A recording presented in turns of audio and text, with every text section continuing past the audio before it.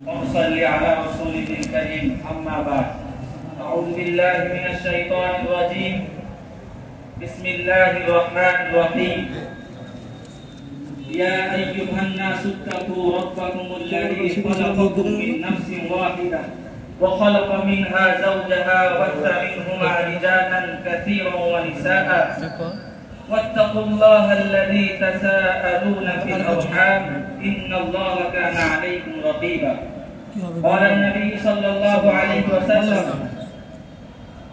النكاح من سنتي أو كما قال عليه الصلاة والسلام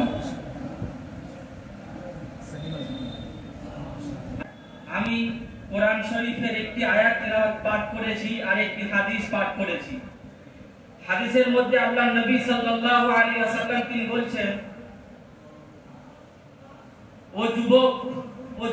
ও যুবকের জামাত, যখন তোমরা নান নাফকা খাওয়া খরচা নিজের বিবিকে দিতে পারবে তখন তোমরা বিয়ে করে নাও, আর যখন তোমার বিবিকে খাওয়া খরচা দিতে পারবে না, দেওয়ার শক্তি নেই, হিম্মত নেই, তখন তোমরা রোজা রাখবে, কারণ রোজা নফসানি খায়সাতকে থেকে বড় একটি মাধ্যম। এখানে আল্লাহর নবী এলান করছেন নিকাহ বিয়ে একটি সুন্নত, এটা মানুষের জন্য জরুরি, সমাজের গুনাহ থেকে রোকার একটা বড় মাধ্যম।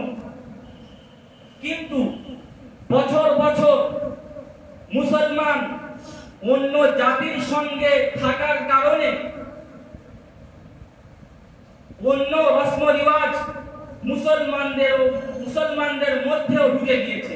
তার মধ্যে একটি রসম হচ্ছে জাহেজ, যাকে বাংলা ভাষায় বলা হয় পণ। এই পণ বর্তমান সময় এত ভয়াবহ অবস্থায় পৌঁছে গেছে যে একটা গরিব ঘরের মেয়ে সে নিজেকে ফাঁসি দিয়ে মেরে ফেলছে, সে নিজেকে হত্যা করে ফেলছে, যখন দেখছে যে আমার পিতামাতা পণ দিতে পারবে না, সে ভবিষ্যৎকে ভেবে নিজেকে হত্যা করে ফেলছে। আর যারা মালদার, তারা নিজেকে মালদার প্রকাশ করার একটা মাধ্যম বানিয়ে নিয়েছে। মালদার, তাকে আল্লাহ তাআলা মাল দিয়েছে, নিয়ামত দান করেছে, ওই নিয়ামতকে লোভ লালসা একটা যন্ত্র বানিয়ে নিয়েছে। কমিটি তৈরি করা হয় যে না নিজে যুবক না নিজে পণ নেব, আর গ্রামের মধ্যে যদি বা কেউ পণ নেয় তাকে রুখতে হবে। যদি বা তৈরি করা হয় কমিটি, তাহলে এর অনেক ফায়দা হবে। অনেক লোকেরা কি বলে, আল্লাহর নবী সাল্লাল্লাহু আলাইহি ওয়াসাল্লাম যিনি পণ দিয়েছেন, আমি বলবো তোমরা কান খুলে শুনে রাখো যে আল্লাহর নবী না ইনসাফ করেন না, তিনি আদিল, তিনি ইনসাফকারী একটি মানুষ। যদি তিনি ফাতিমা রাদিয়াল্লাহু তাআলা আনহাকে দেন, তাহলে আজ যে তিনটি মেয়ে আছে তাকে কেন দিলেন না? এটা হতে পারে না।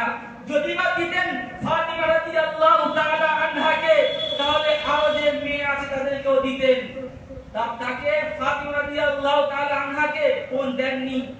আলী রাদিয়াল্লাহু তাআলা আনহু, এনার পিতা ছিলেন না, বিয়েতে আলী রাদিয়াল্লাহু তাআলা আনহুর বিয়ের কাফিল ছিলেন হযরত মুহাম্মদ সাল্লাল্লাহু আলাইহি ওয়াসাল্লাম। আর আলী রাদিয়াল্লাহু তাআলা আনহু বাপ ছিলেন না, সে অনুযায়ী তার ঘরে কিছুই ছিলেন না। তার এই হিসাবে নবী কাফির হিসাবে এটা ওয়াজিব হয় যে তাকে কিছু দেওয়া, তাই তিনি দিয়েছেন, এটা জায়েজ নয়। যদি ঘর সাজাতে হয় তাহলে নিজে কামাই করে ঘর সাজাও, অপরের মেহফিল, অপরের ঘরকে বন্ধ করে দিয়ে, জ্বালিয়ে দিয়ে নিজের ঘরকে উজ্জ্বল করা বুদ্ধিমানের কাজ নয়।